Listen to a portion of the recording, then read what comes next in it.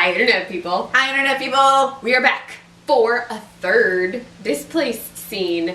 So I will have Krista set everything up because she wrote Displaced. I just act in it sometimes, kind of. So she'll explain, and then we'll explain what's going on for this scene. But we're playing Madison and Skyler again. Yes. So there you go. There you go. No new characters are being introduced to you yet. Just new scene. So Yes. I will play analytical, type A, Madison. It will be a stretch. I will do it. And I will be our Lotharia? I feel like Lothario is the dude like that's how you say the guy version. I feel like Lotharia. Yeah, so would it have would be to the female. be the girl version. So I'm The Skyler. bad girl. The Yeah. bad girl. So I'm Skyler wearing my lovely I got my beaver buzzed shirt because it seemed like a Skyler shirt. It's also just my shirt from Krista, but I have it. But anyway, Krista will set everything up. Yeah. And we'll get to reading. So this is after the two girls have been forced to be roommates, and Madison's once immaculate, perfectly organized room is no longer that way because of someone. Yeah. So this is episode 2, scene 1 Of season 1. of season 1. Yes. So interior Madison and Skyler's dorm room, morning. The clock on the desk reads 7 a.m. Skyler is asleep. Madison is awake and going about her daily routine. The room is in a complete state of disarray. There are dirty clothes and leftover food and trash all over the room. Madison does her best to avoid the new pitfalls of her once immaculate dorm room. While Madison is making her way over to her wardrobe, she steps in something. Oh, God. Madison looks down at her foot and sees it's currently attached to a piece of discarded pizza. Madison peels the pizza off of her foot and lets it fall back onto the floor. You've got to be kidding me. Madison scrapes up the offending slice of pizza with the paper plate that was also on the floor.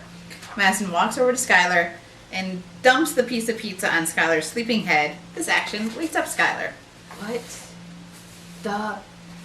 Did you just dump a piece of pizza on my head while I was sleeping? Well, if you hadn't left the pizza on the floor, then I wouldn't have had to step in it. And then I would not have felt the need to drop the offending pizza on your head while you were sleeping. So really, you only have yourself to blame. No, I have you to blame. You know, if you have the hots for me, you can just tell me. You don't have to go all kindergarten on me. Kindergarten on you? What is that even supposed to mean? You know, when a boy has a crush on a girl and they're in kindergarten, he pushes her down on the playground or puts glue in her hair, calls her names, pretty much acts like an ass. You know, like you are right now, and like you have since I moved in here last week.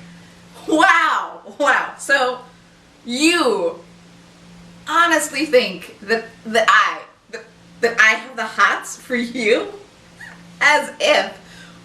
Why would I have a crush on someone who displays zero interest in hygiene, barely ever goes to class, and already has a revolving door of nameless women come and go at all hours of the day, and all in just a week?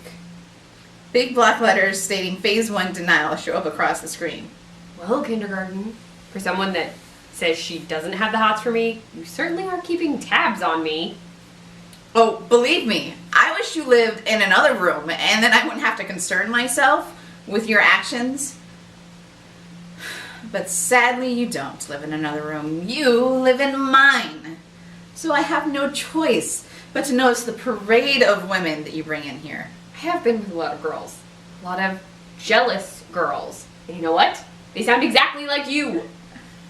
You don't seem that upset about the clothes or the food. You seem to be all in a tizzy over the other girls. I'm not in a tizzy.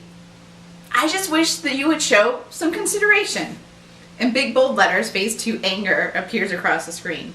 Madison gathers trash and Skyler's clothes in her arms and then flings them, discarded food and all, on Skyler while she's still sitting in her bed.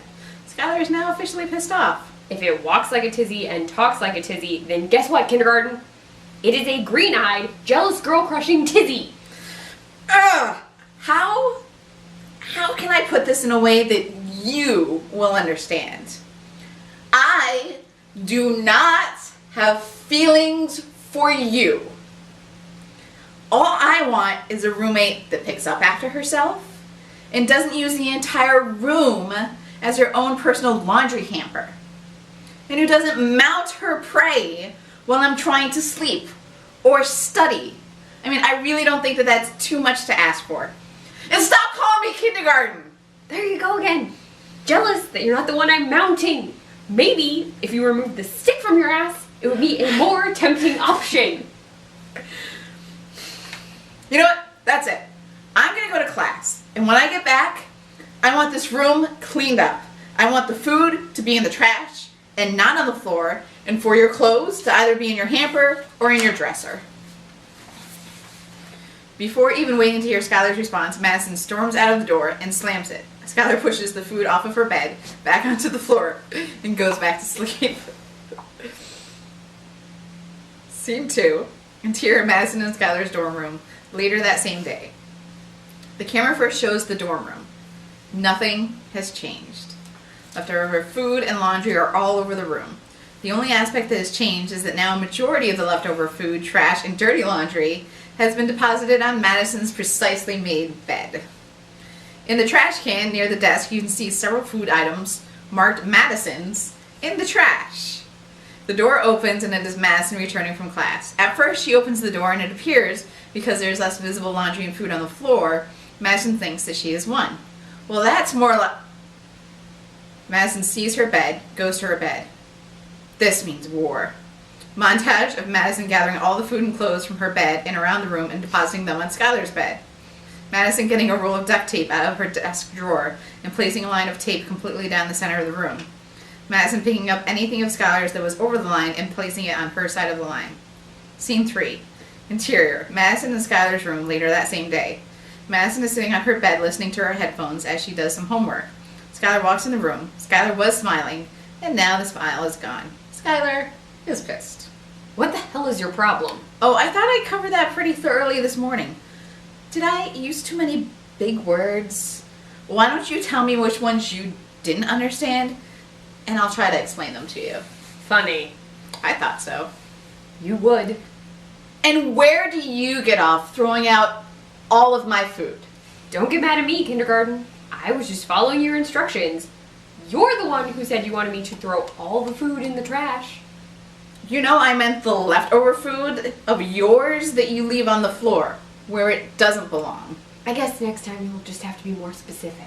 Skylar goes about the task of pushing all the food off of her bed and onto the floor. As Skylar is going through the pile, she sees one of her favorite shirts that now has pizza sauce on it. You ruined my shirt! I was gonna wear this on my date tonight. Oh, you know what? Why don't you just save yourself the trouble of the first 5 minutes of your date and cut right to minute 6 and just wear your bra? Seems more efficient. You know what? It is clear that these are the desperate actions of a severely sexually frustrated individual. Your crush has officially gone from amusing to pissing me off. Madison gets up from her seat on her bed and gets right in Skylar's face. Just because I don't rub myself up against everyone that I come into contact with, like some cat in heat, doesn't mean I'm sexually frustrated. Madison is still right in Skylar's face, so close to her face, Madison looks at her eyes and catches herself looking at Skylar's lips. Madison, without even thinking, starts leaning in even closer, and their faces are in kissing proximity, and starts to slightly chew on her own bottom lip. Madison finally realizes that she actually wants to kiss Skylar, freaks out, immediately turns away from Skylar, grabs her jacket, and leaves the room. Good talk. And scene. Ta-da! Ta-da! Yeah, there you go. There Lots you of go. things. You got like 3 scenes. Yeah, That's more scenes than you normally get. it is. But they were shorter. They were shorter scenes because it's like a whole thing occurring in the room. And we screamed at each other. We did. We haven't done before. We have not done aggressive, angry Madison Skylar scenes. No, there you go. That has not happened. No, Not yet. there you go. So they're great roommates. Yes, they're so good at roommating. Skylar is great at sharing space with other people in a considerate manner. Yes, yes. And that is the first time that the nickname kindergarten comes up Yes, because it comes back. a lot. Yes. It's Skylar's like favorite nickname. Yeah. She eventually stops using it.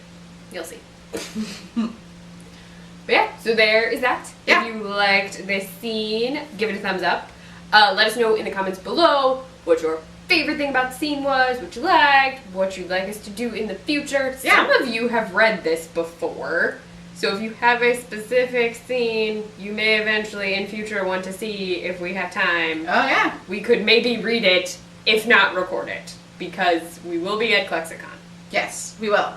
I'm totally agreeing to do things that I didn't ask Krista about, but I feel like we talked about reading a scene from this at Klexicon. We could totally do that. Yeah, it's possible. It's possible. And we might be filming something in Orlando. Yes, because we'll be hanging out in December. Yes. In a state neither one of us lives in. Correct. We're switching it up. Yeah, it'll be fancy and exciting. There you go. But yeah. Yeah. So, like it, comment, share it. Yes. But yes, if you like this video, please give it a thumbs up. If you want to see more of me and Krista, because we're filming sort of a lot of videos, make sure to subscribe. You can find me on Twitter at CleffNotes, on my blog, cleffnotes.wordpress.com. I write for the Nerdy Girl Express, thenerdygirlexpress.com, and I run their Snapchat, NerdyGirlEXP. Krista is on Twitter at FreeGoLaw, and she writes for Starry Mag. Bye, Internet people.